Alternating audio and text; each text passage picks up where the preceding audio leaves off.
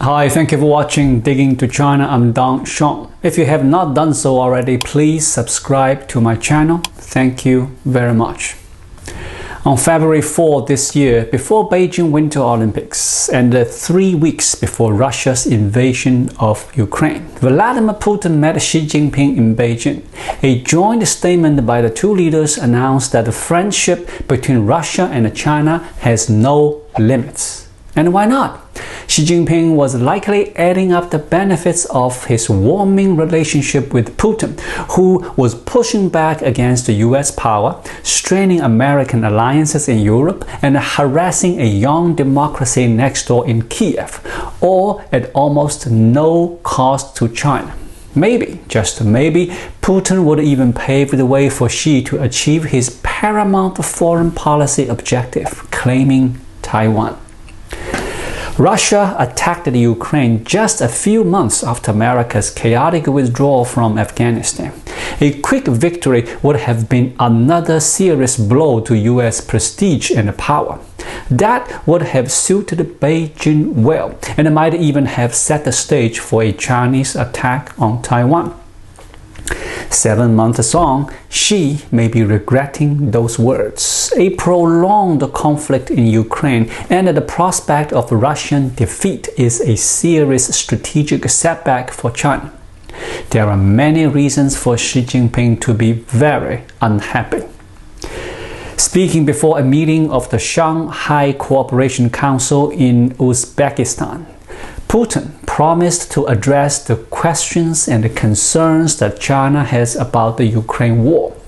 Neither Putin nor Xi chose to elaborate on those concerns in public, but it is not hard to guess. Since the war began, the pitfalls of China's partnership with Putin have revealed themselves all too clearly. The war has weakened Russia, destabilized Eurasia, revitalized the US alliance network, has collectively imposed damaging sanctions on Russia. American weapons have helped turn the course of the conflict. New countries are lining up to join the NATO alliance. The Chinese state media love to stress the inevitable decline of the West, but suddenly the Western alliance is looking rather animated. Beijing has tried to do what it usually does, tap dance between all sides and pretend to be neutral, but finds itself an outlier among the world's major powers. At home and abroad, Xi likes to stress his desire for stability, but the war has stoked instability across Eurasia. Azerbaijan has just attacked Armenia, which is an ally of Russia. Fighting has also broke out between Kyrgyzstan and Tajikistan. No one's fooled about where Xi's sympathies lie, and his stand is further alienating a strengthened transatlantic alliance. Russia is China's most important international partner. The two countries are not formal treaty allies, but they back each other in international forums and stage joint military exercises. After becoming president, Xi's first foreign visit was to Moscow. Xi has referred to Putin as his best friend. But now his pal looks like a loser, and China's friendship with Russia looks like an embarrassment. Even the sentiment in Global South is shifting. At the Shanghai Cooperation Organization Summit, Indian Prime Minister Modi publicly chided Putin, telling him that today's era is not of war. And Putin was reduced to promising that we will do our best to stop this as soon as possible.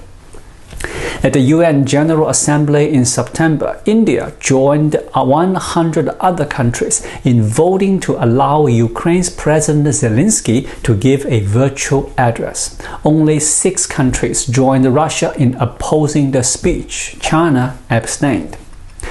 A seriously weakened and embarrassed Russia is already a much less useful partner for China, and the results of the war are still unfolding. The ultimate nightmare for Beijing would be if Putin were to fall and to be replaced by a pro-Western government, which is improbable but not impossible. Over the past 2 decades, Beijing has invested heavily in a policy that builds strong ties with Beijing's Central Asian neighbors. Those countries are deeply uncomfortable with Russian actions in Ukraine because they were part of the Soviet Union. Kazakhstan in particular has found ways to put a bit of distance between itself and Moscow over the war. So Xi's dilemma is not twofold but threefold. First, he has a lot riding on his personal investment in a strategic partnership with Russia.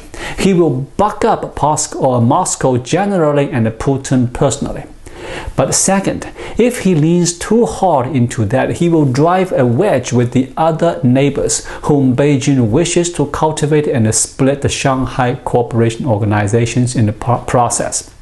Third, Beijing does not want to run foul with the West. China will continue de facto compliance with Western sanctions to avoid painting a target on its own back.